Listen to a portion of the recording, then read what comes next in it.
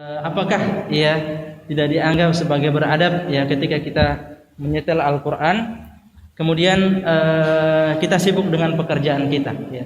Jamaah sekalian yang dirahmati Allah Subhanahu wa taala, tentunya kalau kita berbicara tentang afdholiyah ya, lebih keutamaan sebagaimana yang difirmankan oleh Allah Subhanahu wa taala tadi, wa idza quri'al Qur'anu fastami'u lahu ya. Ketika dibacakan kepada kalian Al-Quran, maka dengarkanlah dengan saksama. Ini kaidah dasarnya, ya, bahwa ketika kita menyetel Al-Quran atau ketika kita berada di majelis Al-Quran, maka ya poin yang atau kaidah utama itu adalah mendengarkan bacaan itu dengan saksama, ya, mendengarkan bacaan itu dengan saksama, ya.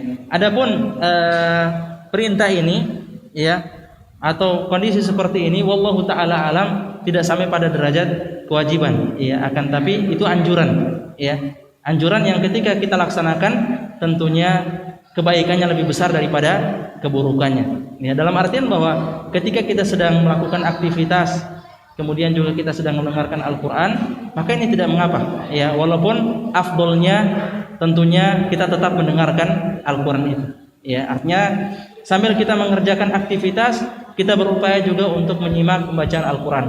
Jangan sampai tidak dengar sama sekali, ya. Al-Quran sedang menyetel misalnya, kita hanya sibuk cerita, ya, apalagi cerita dari awal sampai akhir kemudian Al-Quran juga tidak didengarkan, ya. Kalau sekali dua kali hanya untuk menjawab, makanya afdolnya, ya, dikatakan bahwa ketika kita sedang bercerita, ya, syukran, ketika kita sedang bercerita maka kita pause, ya, kita berhentikan sejenak bacaan kita, ya, atau dengar murotal kita untuk bisa menjawab panggilan orang lain. Jadi secara umum tidak masalah, ya, akan tapi lebih afdol di saat kita menyimak Al-Quran itu dengan saksama, ya, kemudian juga memperhatikan bacaan Al-Quran itu, dan jangan menjadikan itu sebagai kebiasaan, ya.